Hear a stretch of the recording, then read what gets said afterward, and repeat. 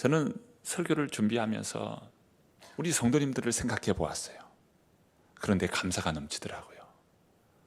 우리 성도님들이 하나님의 말씀을 잘 먹고 영적인 양식으로 먹기 위해서 정말 눈을 부릅뜨고요, 마음을 열고 하나님께서 주신 말씀이구나 하면서 이렇게 받는 모습이 떠올랐어요. 감사하구나. 우리 성도님들이 영적인 양식인 하나님의 말씀을 먹고자 이렇게 주의를 집중하면서 주의 말씀을 사모하는구나, 이런 마음이 들었습니다. 그래서 우리 성도님들께 감사를 드립니다. 저는 지난 주일부터 시작한 4일 동안의 부흥회를 생각하면서 참 감사했습니다. 여러 감사 가운데 먼저는 참 우리 성도님들께 참 감사가 되었습니다. 성도님들이 이 부흥회를 참여하면서 은혜 받는 모습에 감사했어요. 한 번을 참여하든 처음부터 끝까지 모든 부흥회 시간을 참여하든 우리 성도님들이 하는 말씀이 너무 좋았습니다. 하나님의 말씀에 너무 좋았습니다. 여러 형편들이 다 있으니까 다 참여하지는 못할 수도 있죠. 그럼에도 한 번을 참여하든 또 여러 번을 참여하든 다 우리 성도님들이 하나님의 말씀을 듣고 그 말씀 앞에 참 채워지는 것을 볼 때 감사가 되었어요. 그게 첫 번째 감사입니다. 두 번째 감사는 제 스스로에게 감사가 되었어요. 부흥회를 하는 동안 하나님께서 깨닫게 하셨어요. 부흥은 누구보다 제 스스로가 부흥이 있어야 함을 깨닫게 되었고, 다른 누가 아닌 목사인 제가 참 부흥의 은혜가 있어야겠구나. 담임 목사가 성령으로 충만하고 주의 말씀으로 충만하면 바로 그것으로부터 부흥의 역사가 일어나게 됨을 깨닫고 또 고백하는 시간을 가졌습니다. 제 스스로 볼 때 이번 부흥회가 감사가 넘치는 부흥회구나 하는 것을 깨닫게 되었어요. 세 번째 감사한 것은 강사인 리명천 목사님께 참 감사가 되었습니다. 제가 지난 여름에 목사님을 한번 찾아뵀어요. 그러면서 제가 목사님, 저희 교회에 부흥회를 한번 와주십시오. 그때 목사님이 그렇게 대답을 하셔요. 저는 부흥 강사가 아닙니다. 부흥회를 하는 사람이 아닙니다. 그저 하나님께서 목양하라고 하는 교회 중심으로 사역을 하지 외부에 가서 부흥하고 부흥 강사로 부흥회를 하고 그런 목사가 아닙니다. 그러면서 웃으시는 거예요. 코로나 기간이 얼마나 길었습니까? 코로나가 길어지자 이 한국교회는 영적인 침체에 빠졌어요. 모이기를 힘들어하고 예배하는 것을 어려워합니다. 대면 예배, 비대면 예배, 여러분 이게 신종 용어 아니겠습니까? 대면 예배다, 비대면 예배다, 이런 용어가 생겨나게 되고 그러면서 모이는 교회가 되지 못하는 거예요. 총회를 참여한 한 목사님께서 그런 말씀을 해주셨습니다. 이 한국교회가 얼마나 지금 위기에 떼고 어려운지 교회들마다 60%를 채우지 못하고 있다는 겁니다. 기존 그 예배와 지금의 예배의 그 수준이 60%를 채우지 못하고 있다. 교회 학교는 거의 문을 닫았다시피 할 정도로 교회 학교는 무너져 있고요. 이 어른들, 이 예배가 완전히 참 모양이 쪼그라들었어요. 이런 시대에 오늘 우리들이 예배를 드리고 있습니다. 저는 우리 성도님들 한 분 한 분 생각할 때 예배 자리를 채우시고 예배 생활을 정말 귀하게 세우면서 하나님을 참 예배하는 우리 성도님들께 진심으로 감사를 드립니다. 이런 코로나 위기 가운데 오늘 우리들이 바라보고 오늘 우리들이 바로 세야 할 것이 무엇입니까? 신앙의 본질이에요. 바른 신앙의 본질. 그 강사 목사님과 약속 시간을 잡고 제가 만나서 이야기하는데, 이 코로나 시기에 신앙의 본질을 되찾고 바른 교회로서 세워나가는 그런 모습에 대해서 나누는데요, 이게 불이 붙은 거예요. 목사님이나 저나 불이 붙었어. 이게 이야기를 하는데, 이건 성령이 이 대화 가운데에 참 성령의 은혜가 임하고 성령께서 우리의 마음을 막 충만케 하시는 거예요. 목사님도 얼마나 신나든지 신나게 이야기하시. 목사님께서 첫날 오셔서 그런 말씀을 하셨어요. 우리는 재미없으면 이야기를 안 합니다. 그런 말씀을 하셨는데, 그 시간이 제가 2시에 가서 이야기를 했는데, 둘이 앉아가지고요, 커피 하나 양쪽에 놔두고 5시가 될 때까지 이야기를 했어요. 얼마나 그 이야기가 참 뜨거웠는지 몰라요. 그러면서 그 목사님께서 개척하셨을 때의 그 모습을 본인이 떠오르게 된 거예요. 아무런 연고지가 없는 곳에, 미국의 그 낯선 땅에서 이 개척을 한 거예요. 그런 개척하는 그 모습을 볼 때 제 모습이 꼭 그 모습이 이렇게 생각났던 모양이에요. 그러니까 막 말씀을 하시는데 아주 그냥 뜨거웠습니다. 그 목사님의 그 개척의 스토리를 들어보니까 교회를 빌려서 그 예배를 드리다가 그 예배 드리는 그 상황에서 우리 미래를 위해서, 다음 세대, 우리 자녀들을 위해서 우리 예배당을 해야 되겠습니다 했는데요, 얼마나 넓은지 비행기를 이 정비하는 그런 곳을 사가지고 주차장도 2200대를 된다는 거예요. 그런 주차장 되는 그런 부지를 사가지고 그 비행기를 수리하니까 높이가 얼마나 높겠어요? 그곳을 이렇게 리모델링을 해서 예배당으로 쓰고, 그러면서 참 성도들의 헌신에 대해서 이 목사님이 말씀하시더라고요. 이 얼마나 뜨거웠던지 그 이야기에 성령께서 임하셨어요. 그러면서 목사님, 제가 부흥회로 가겠습니다. 제가 인도하겠습니다. 이렇게 말씀해 주실 때 얼마나 감사하든지. 그래서 제가 이야기했죠. 그러면 날짜부터 잡읍시다. 그래서 말 나오니까 바로 날짜부터 잡으시자고. 그래서 날짜 잡고 그렇게 해서 부흥회를 하는데, 중간에 어떤 변동사항이 있으면 서로 나누고, 또 어떤 진행사항에 대해서는 서로 이야기하십시다. 그렇게 했는데 제가 하루를 더 연장시켰어요. 원래 주일은 없었는데 주일날 하십시다.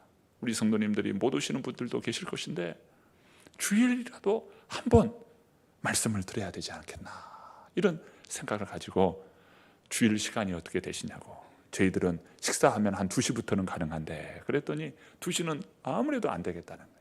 그러면 3시는 어떻습니까? 했더니 3시부터는 그러면 가능하겠다. 그래서 주일날 3시부터 하게 되었어요.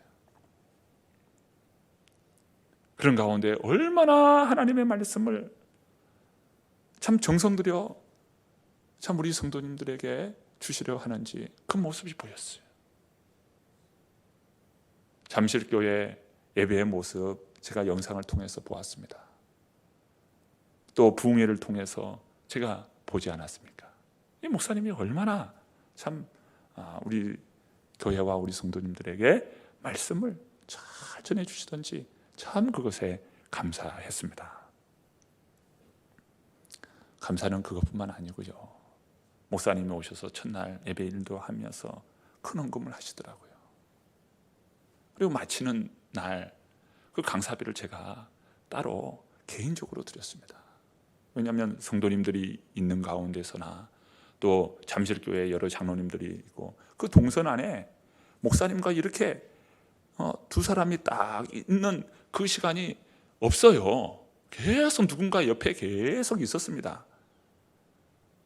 식사를 딱 하고 딱 이제 일어나잖아요.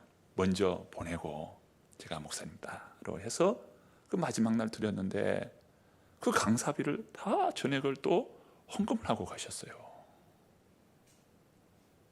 잠실교회 여러 장로님들이 오셔서 헌금도 하시고 찬양팀 와서 헌금하시고 이렇게 헌금을 해주시고 가셔요. 그러면서 목사님께서 3일, 4일 동안 계속 해주셨던 말씀이 제가 목사님의 목회를 도와드려야 하는데,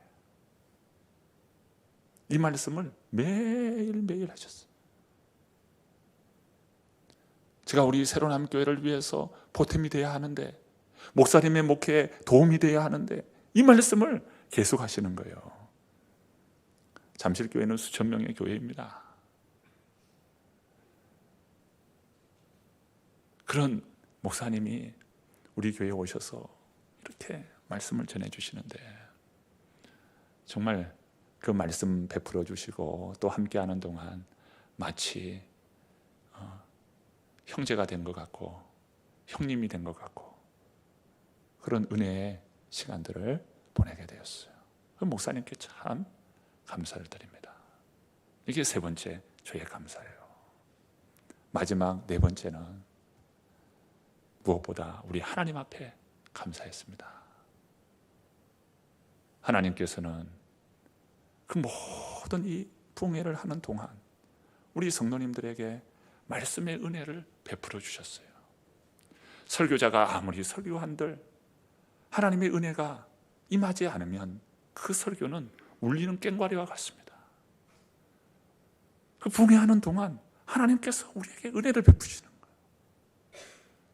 이 예배의 공간이 은혜의 공간이 되는 겁니다. 감동이 되고요, 은혜가 되고요, 참여하는 모든 사람들이 다 은혜 받는다는 게 이게 무엇입니까? 어떤 설교자의 말에 의해서 은혜가 되는 건가요? 누군가의 어떤 행위가 그것이 은혜가 되는 건가요? 하나님께서 은혜를 베풀어 주셔야 그게 은혜가 되는 겁니다. 하나님께서 은혜를 베푸시잖아요. 하나님께서 채우시잖아요. 하나님께서 감동 주시잖아요. 강사 목사님도 이걸 받아야 되나 그러면서도 그 사례비를 받으면서도요 그런 말씀을 하시더라고요. 장로님들께 감사하다고 꼭 전해달라. 이렇게 하고 받으셨어요. 그리고서는 모든 순서가 다 끝날 때는 하나님 앞에 드려야겠구나. 이렇게 하고 드린 것 아니겠습니까? 저는 참 빚을 졌어요. 잠실교회와 또 리명철 목사님께 제가 빚을 졌습니다. 그 빚을 어떤 방법이든 제가 갚을 수 있으리라, 갚아야 되겠다, 이런 생각을 가집니다. 하나님께서 모든 것에 은혜 주신 것 아니겠어요? 우리 교회 성도님들을 참 하나님께서 위로해 주시기 위해서 그 모든 되는 일들 통해서 간증하게 하고 하나님께 감사하게 하고, 이런 가운데 하나님이 너를 알고 있다, 너를 기억하고 있다, 너의 간구, 너의 눈물을 하나님께서 보고 있노라, 이런 하나님의 메시지가 부흥회 하는 동안 제게 들리는 거죠. 모든 것이 하나님의 은혜이다, 이것을 보게 되었습니다. 저는 올 한 해 사역을 돌아보면서 하나님께서 얼마나 채우시고 얼마나 축복해 주시고 얼마나 사랑 베풀어 주셨는가라고 하는 것을 보게 되었어요. 우리 교회 외형적인 것만 해도요, 여러분 봄에 옥상에 방수공사를 다 했습니다. 교회는요 어느 시기가 되면은 보수할 일이 생기잖아요. 옥상에 방수를 다 공사했어요. 일주일간 거쳐가지고 벗겨낼 거 벗겨내고, 벗기는데 3일 걸려요. 얼마나 제가 벗기는 게 힘드는지 다 뜨고 그런 것을 다 벗겨내요. 그리고 3번에 걸쳐서 저 칠을 합니다.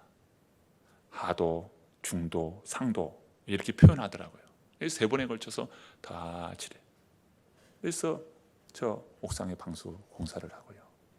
우리 마당에 저 울타리 보수 공사를 하면서 보강토로 다 쌓았어요.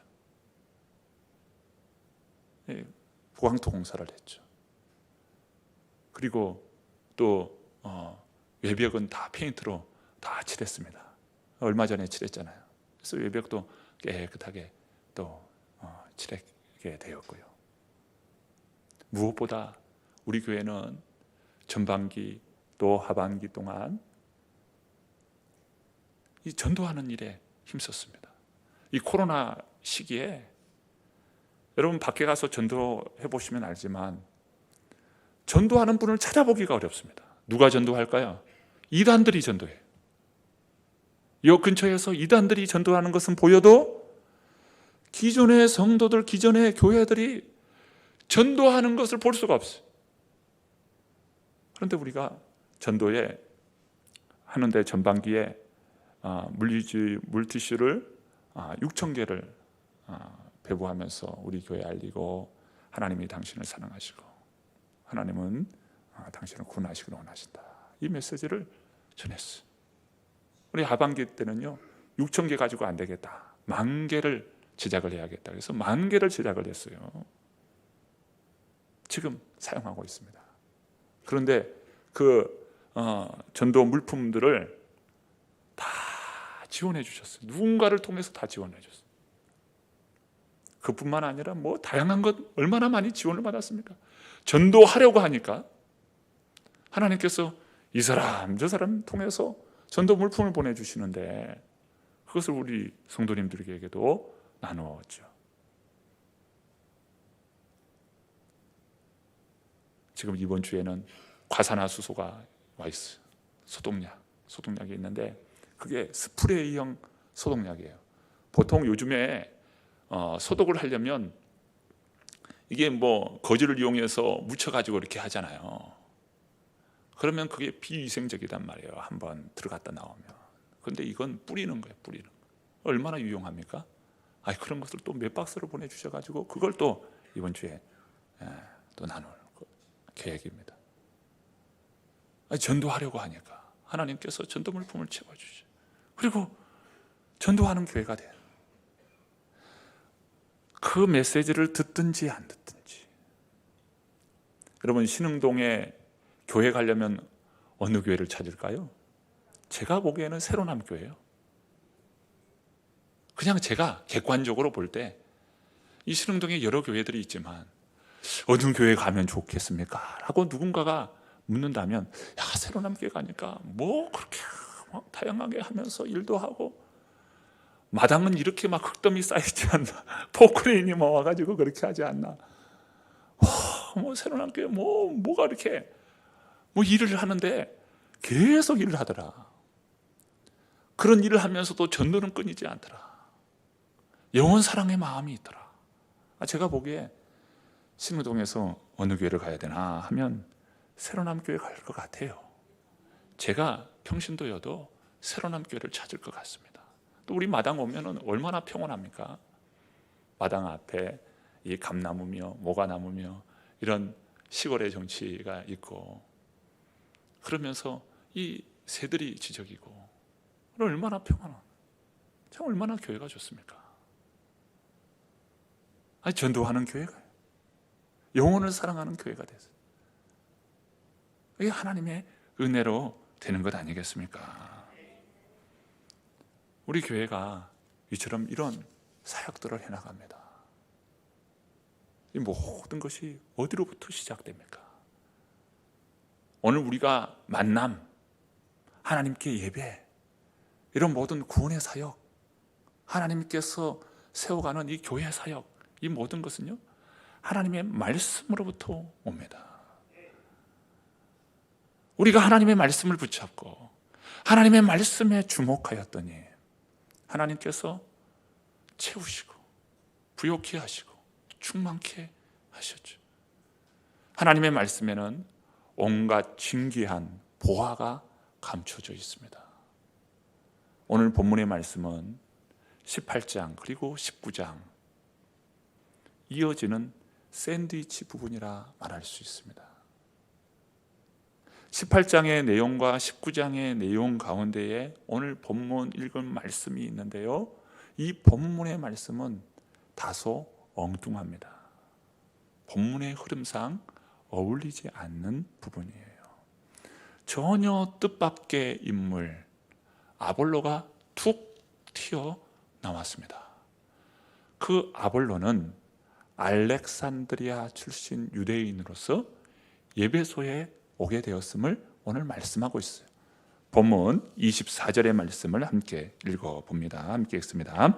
알렉산드리아에서 난 아볼로라 하는 유대인이 에베소에 이르니 이 사람은 언변이 좋고 성경에 능통한 자라.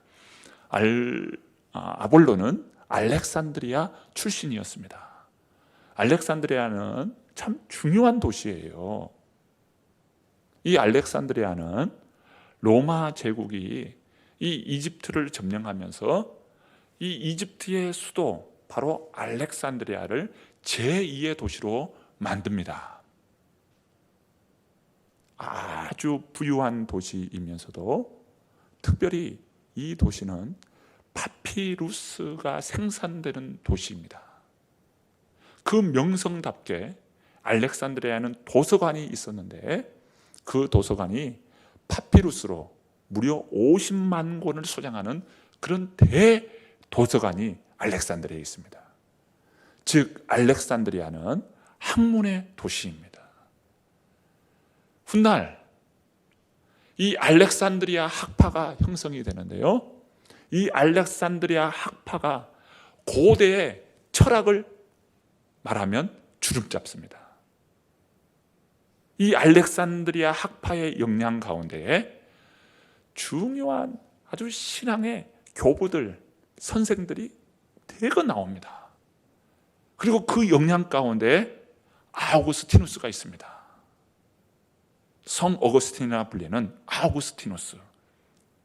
그 학자가 바로 이런 알렉산드리아 학파의 역량 가운데 이런 대신학자가 나오는 것이죠. 학문의 도시입니다. 이 알렉산드리아는 이집트에 있잖아요. 그런데 이 알렉산드리아는 이 헬레니즘의 본고장이라 말할 수 있어요. 그만큼 학문에 있어서 아주 꽃을 피우고 학문의 중심이 되는 그런 도시가 알렉산드리아라는 것이죠.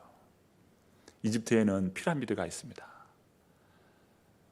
그런데 그 피라미드는 지금도 그 피라미드가 존재하고 있어요.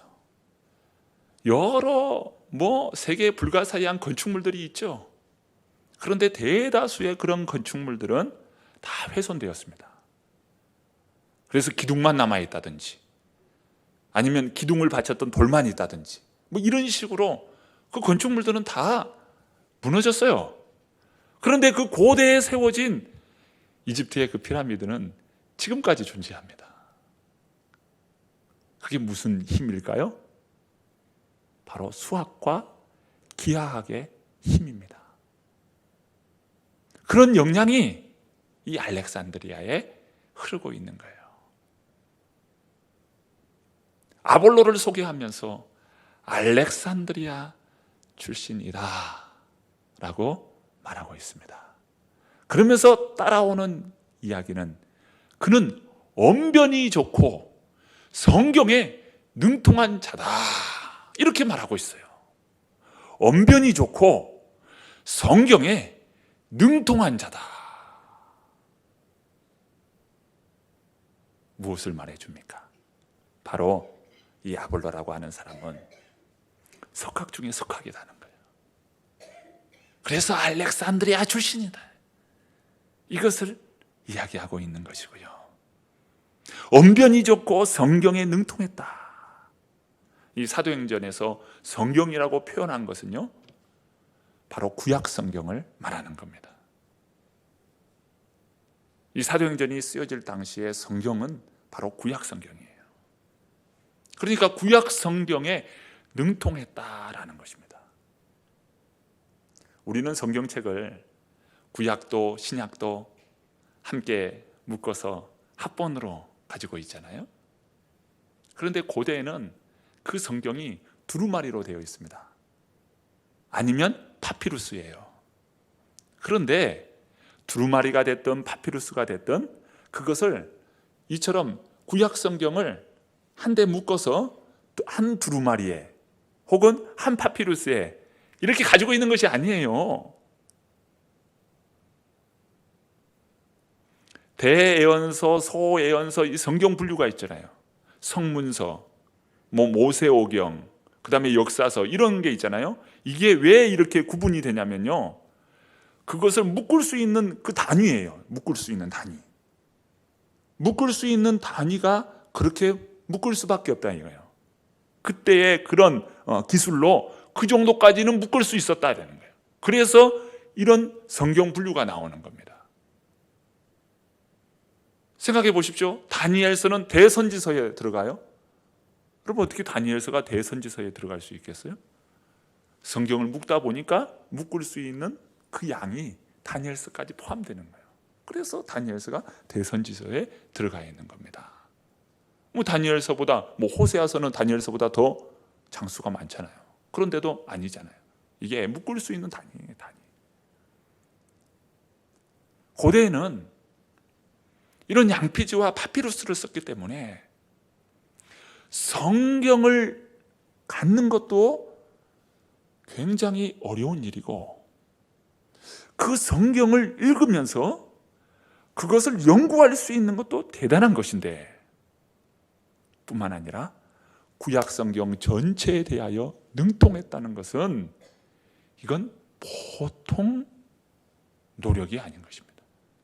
어마어마한 노력을 했다는 거예요. 선배 목사님들의 이야기를 들어보면요, 받은 사례비가 있지 않습니까? 그 사례비를 집에다 가지고 갈 수가 없어요.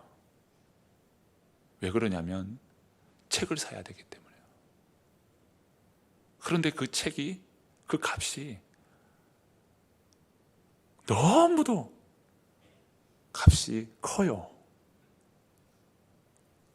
지금이야 책이 어떻게 보면 흔하기도 하고, 또 살 때 그렇게 큰 돈을 지불하지 않고도 책을 사지만요, 무려 한 40년, 50년 전만 해도요, 책을 산다는 것은요, 이것은 밥을 굶어야 돼요. 그래야 책을 살 수 있는. 그래서 할부로 삽니다. 할부로 사고 그것을 계속해서 갚는 거예요. 그런 식으로 해서 성경에 관련된 여러 주석을 산다든지 여러 책을 사는 거예요. 특별히 기독교 서적은요, 그렇게 귀했어요. 값도 비싸고. 그렇게 목회를 하셨던 그런 선배 목사님들의 이야기이죠.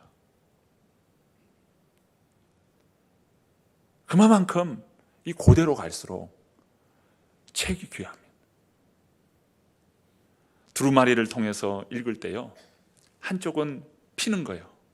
피면서 읽고 한쪽은 이제 피고 이것은 말고, 그러면서 이렇게 말아가면서 감아가면서 이렇게 읽는 겁니다. 하나하나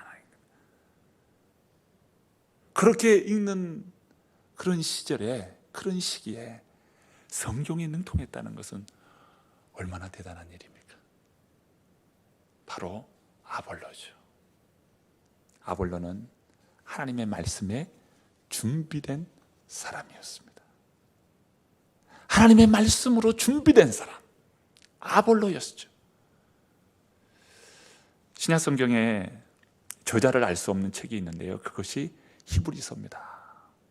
그래서 바울 서신 13권에 비바울 서신 1권, 히브리서라고 이렇게 표현하고 있어요. 그래서 히브리서는요, 바울 서신에도 들어가지 못하고 때로는 공동 서신으로 들어갔다가 이게 왔다 갔다 해요, 이 히브리서가. 그런데 히브리서를 한번 여러분 읽어본 경험이 있으신 분은 아시겠지만, 이 히브리서가요, 구약 성경을 완전히 조명하고 있어요. 구약 성경이 완전히 밝은 아주 지식이 탁월한 사람이 이 히브리서를 반드시 쓴 그 저자일 것으로 보여지는데, 히브리서를 읽어보면 얼마나 그 내용이 깊은지 몰라요. 모세의 법에 대하여서 이해를 하고요, 제사제도와 제사법에 대해서 능통하고요, 제사장 제도에 대해서 제사장에 대한 것이 능통하고요, 모세에 대하여, 여호수아에 대하여, 멜기세덱에 대하여 이런 다양한 말씀들이 나오는데, 이 히브리서를 읽어보면 얼마나 구약 성경에 능통했는지 알 수가 있죠. 그런데 종교개혁자 루터는 바로 이 히브리서의 저자가 아볼로이지 않겠나, 이렇게 아볼로에게 돌렸어요. 이것은 무엇일까요? 아볼로가 그만큼 구약 성경에 대하여 정통한 사람인 것을 인정해 주는 모습입니다. 그리고 오늘 본문 25절 말씀 한번 보셔요. 25절 함께 읽어봅니다. 그가 일찍이 주의 도를 배워 열심으로 예수에 관한 것을 자세히 말하며 가르치나 요한의 세례만 따름이라. 우리가 이 본문에서 주목해야 할 것이 주의 도라고 하는 말씀입니다. 이 주의 도는 그냥 쓰는 표현이 아니고요, 이 주의 도라고 하는 것은 바로 오실 메시아에 대한 말씀이에요. 그런데 주의 도, 이 표현은 구약 성경의 주제입니다. 구약 성경의 주제가 주의 도, The way of the Lord, 주님의 길이에요. 주님의 길, 주의 도. 특별히 이사야서의 주제가 바로 주의 도, 주의 길입니다. 이사야는 아주 특별한 문학을 통해서 오실 예수 그리스도, 오실 메시아를 예언하는데 바로 종의 노래로 표현합니다. 종의 노래. 상한 갈대를 꺾지 아니고 꺼져가는 심지를 끄지 않는 분. 이게요, 시예요, 시. 노래입니다, 노래. 이사야 42장에 나타나는, 이사야 43장에 세상의 빛으로 오는, 이방의 빛으로 오시는 메시아. 이사야 50장에 학자의 혀로 사람들을 읽게 오신다. 그리고 우리가 잘 아는 이사야 53장, 그가 찔림은 우리의 허물 때문이요, 그가 상함은 우리의 죄악 때문이라. 이 고백이 있잖아요. 메시아 이 노래인데 바로 그것이 시이면서 노래입니다. 노래 형태로 쓰여져요. 그런데 그 모든 노래의 핵심 단어는 뭐냐면 바로 주님의 도, 주님의 길입니다. 이사야 40장에 세례 요한을 이야기하면서 주의 길을 평탄하게 오는 이가 있다. 주의 길을 준비하느니, 주의 길을 평탄하게 하느니, 바로 주의 길입니다. 세례 요한이죠. 즉 오늘 25절 말씀을 통해서 무엇을 이야기합니까? 아볼로는 바로 주의 도를 일찍이 어릴 때부터 배웠다는, 그리고 그것을 깨달았다는, 그러면서 예수 그리스도를 믿게 되었다는 것입니다.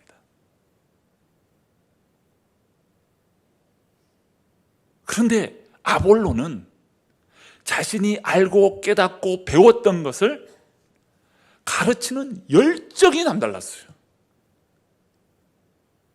가르치는 열정이 바로 아볼로에게 있었습니다.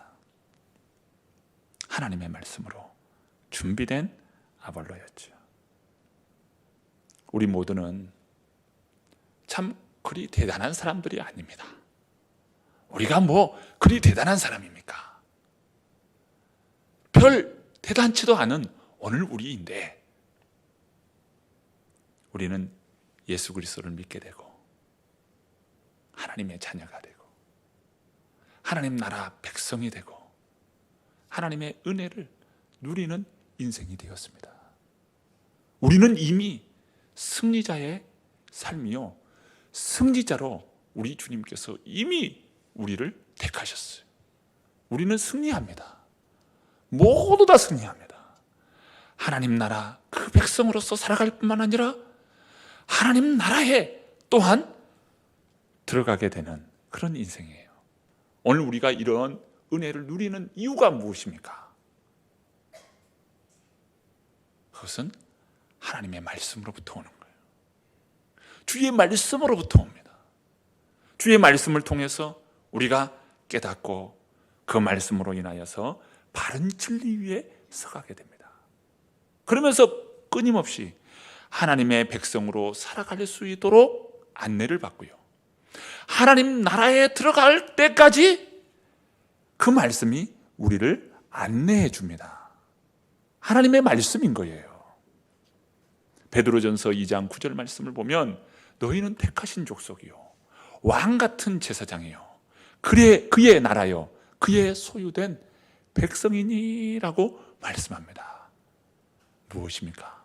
우리가 그렇게 대단한 사람도 아니고 그렇게 위대한 사람도 아닌데 주의 말씀으로 말미암아 우리는요 왕 같은 제사장이 되었어.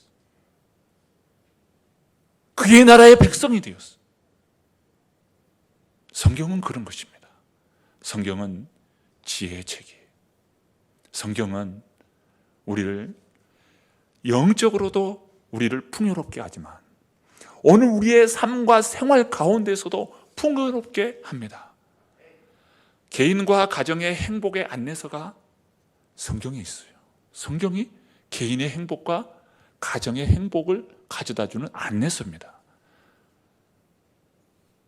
교회의 부흥의 원리도 성경에 다 있고요, 교회가 바로 설 수 있는 것도 성경에 있어요. 여러분, 직장 생활하고 사업을 이루십니까? 성공적인 직장 생활과 사업을 이루는 모든 안내가 바로 성경에 있어요. 여러분, 삶에 어려움이 있고 또 문제가 있습니까? 성경의 안내를 받으십시오. 모든 성경은 하나님의 감동으로 된 것으로 교훈과 책망과 바르게 함과 의로 교육하기에 유익하니 이는 하나님의 사람으로 온전하게 하며 모든 선한 것을 행할 능력을 갖게 하려 함이라. 그러니까 성경 안에 그 모든 보화가 있는 것이죠. 여러분, 하나님의 사람, 그 하나님의 사람은 말씀으로 준비된 사람입니다. 이제 어떻게 해야 하겠습니까? 성경을 펼쳐서 읽고요, 그 말씀을 묵상하고요, 그 말씀으로 살아가는 거예요. 여러분, 말씀을 읽고 그 말씀으로 살아가고 그 말씀 가운데 거하여 있는 오늘 우리들을 생각해 보십시오. 시냇가에 심은 나무와 같이 철 따라 열매를 맺고 그가 하는 모든 일이 형통하게 된다고 주님께서 말씀합니다. 여러분, 형통한 은혜의 삶이 되는 것이에요.